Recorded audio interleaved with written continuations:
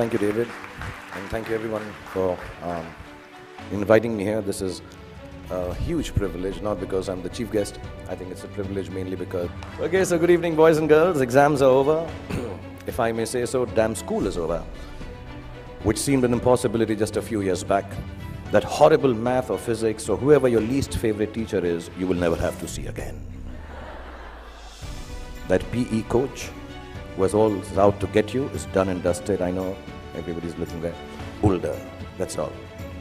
So if you think that I have had a successful career, as I was getting very embarrassed when David was recounting, because also it's been so many years since I've got an award now, yeah. This is like, gotta work harder. So also if you think I've had a successful career, a great past performance and my experiences of it are no assurance that it'll work in the future for you or work for you at all. And anyway, none of what I say today you will remember as soon as you're out of here. Or maybe even earlier, because you're still sleeping from the big party you guys had last night. What I say may make sense to your mom or dad, who will remember it some years down the line, and they will also remember it for all the inappropriate things that I'm going to say tonight. But you are here, and so am I, so I promise to keep this extremely crisp and sharp. 20 minutes, tops. But be rest assured, I understand if some of you walk out in the middle of my speech for bladder control reasons. Feel free to do that. A life in which you will be allowed to make regret-free mistakes. As you do so, you will chance upon your dreams and hopefully make a happy life out of their fulfillment. When you get to be 50, as some of your parents are, none of the mothers, they all look 35. They're all looking extremely hot. Some of your parents are, and like I am, you will know that the bulk of your regrets are from not having done what you wish to do. So don't hold it against your over-diligent father who's telling you to study extra even post the exams. Your annoying mother who's still depressed that your handwriting is bad. You know, she doesn't understand. If it was bad 5 years ago, chances are that your handwriting is not going to improve for the rest of your life, ever. Ma'am, get that clear. It's not going to happen. But let me assure you, squiggles and ants and mosquitoes on paper won't kill your career. Any doctor here will tell you, indecipherable hieroglyphics may actually be a career booster. Don't be angry that your parents tell you that friend of yours is not good company, he is spoiling you. And please don't hold it against them when they tell you, he's a movie star's son, he'll become a hero, what about you?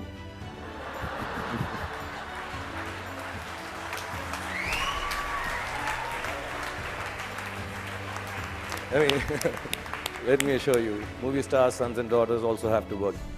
Basically, just don't grudge the old man and the old bag, ever. All us parents try to do is to make you happy with your choices by annoying you with ours that are actually your choices anyway. But you just don't know it yet. Your hormone levels are too high for you to understand this confusing logic. All you want to be is yourselves, and you're quite sure you know what that is. And I'm here tonight on your side only to confirm your conviction as you set forth into the big bad world from the loving shelter of Mrs. Neeta Ambani and all these wonderful and beautiful and warm teachers and faculty who have nurtured you to embark on your own journey through life. I was talking about parents because I think tonight is about parents. So I'm going to tell you something about about my parents. My mother was top class. She was really cool. She loved me unconditionally, was beautiful like all mothers are, and believed I will be the most famous man in the world and I could do no wrong. In Delhi, they say, "Hamara bachcha na is like the apple of my eye." Some Punjabi ladies make it bigger, like the pineapple of my eye. So I was the pineapple of my mother's eye. And my father was a gentleman. He was very educated, masters in law, extremely intelligent, knew 7 languages, had traveled the world, knew his politics, fought for the freedom of our country, India, and excelled at sports like hockey, swimming and polo. He could cook and recite poems and knew the capital of every country in the world. My father was also very, very poor. He was unemployed and struggling to make ends meet for 15 years of my life that I had the privilege of knowing him. From when I was 10 to when I was 15, not being able to afford fancy gifts for me, he would wrap up something old that belonged to him in newspapers and declare it as a birthday gift when my birthday came along. This, in the next 11 and a half minutes left that I have, is the story of the 5 gifts my father gave me and how they helped me become what I am today. When I was 10, my father gave me an old chess set. Chess is a reflection of life, they say, and as cliched as it sounds, it's probably true. The first thing it teaches you is that every move has a consequence, whether you perceive that it does or does not. Nothing you do, not a single moment, is empty of living. So think of things through, not always, but often enough, so your life does not feel as black and white and as uniform as the squares on a chessboard. Sometimes, in order to move forward, you might need to take a few steps back. And there's no loss in doing something that hurts in the short run, but proves worthwhile in time. Sometimes, the queen might seem sexier. They always do. But if she gets taken by your adversary straight after you save her, then you might be better off saving your castle or the bald bishop instead. So don't always choose that which seems more desirable if something tells you it's going to get you into a whole lot of trouble. What I mean is also about tonight, drive home while your wits are about you instead of staying and getting stoned senseless after the party. You can't get anywhere in chess if you don't look out for the little ones around you, the small pawns. Life is like that too. If you forget the smallest of your people or become foolish enough to imagine that the little graces you are given are of no value, you end up nowhere. When you look around you, learn to notice all the tiny little things that make your existence privileged and special. Just the fact that you are here, in this very moment, at this fantastic school, in the company of such adoring parents, is the product of immense love, hard work, and sacrifice on the part of many people present here. Taking your blessings for granted is the most ungracious stupidity, both in chess and in life.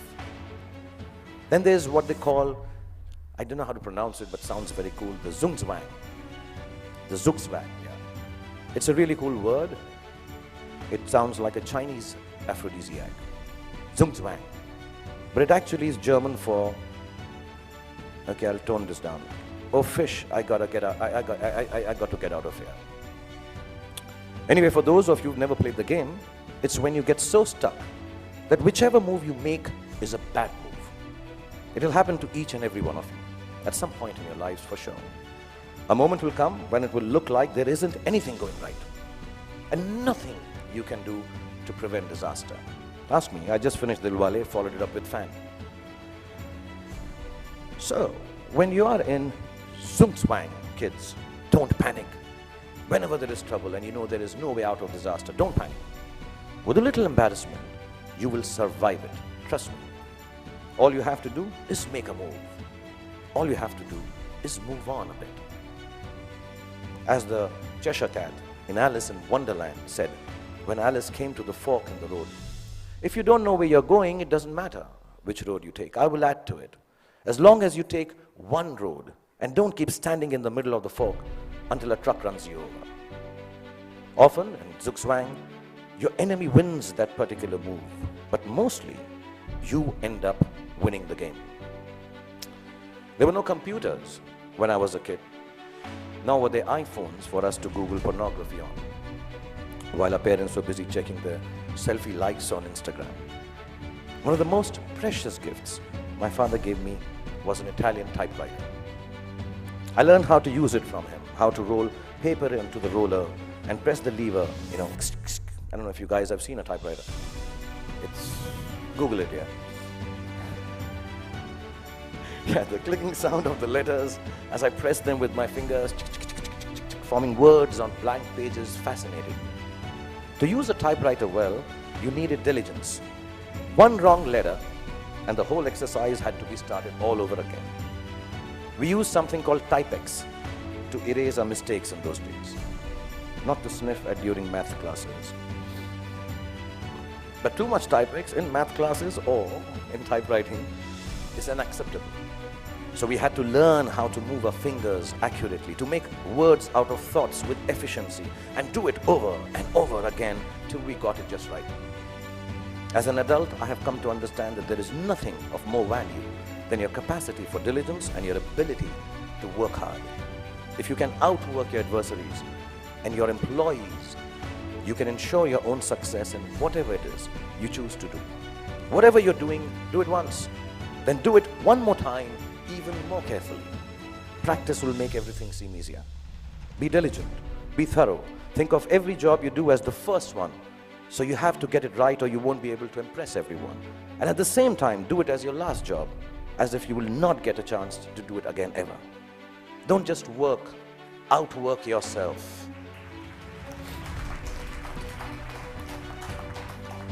Only parents clapping.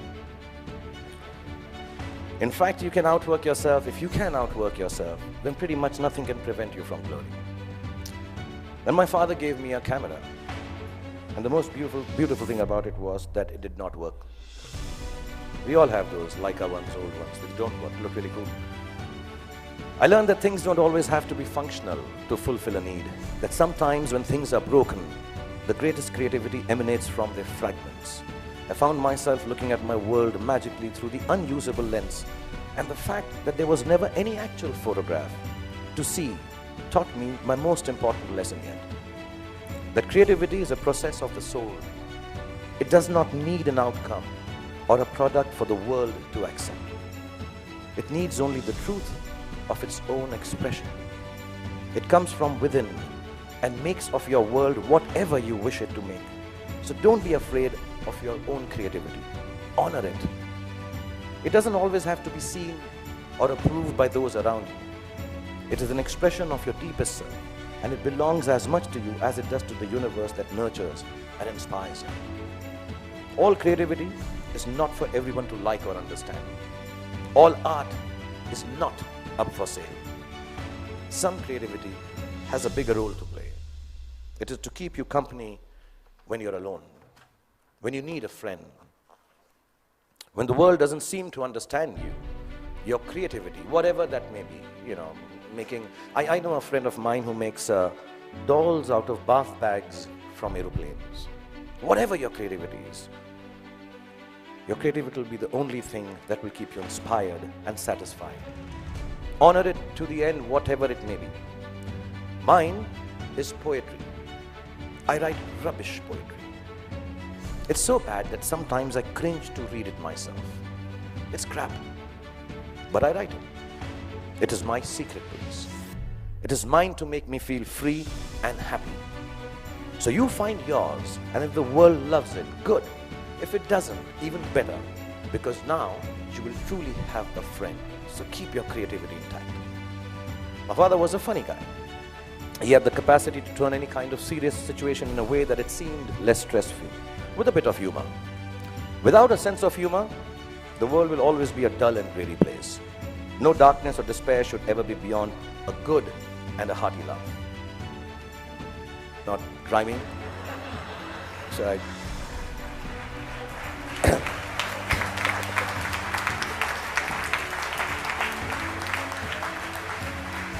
So boys and girls, go forth, be free, have fun, make wrong choices, make mistakes. You will still succeed because the gift of education you have from this wonderful institution called Dhirubhai Ambani International School. The love Nita has given you and the genes that your parents have provided you with will always look after you.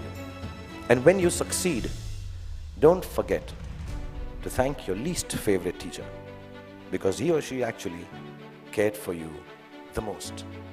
Love you all and be happy.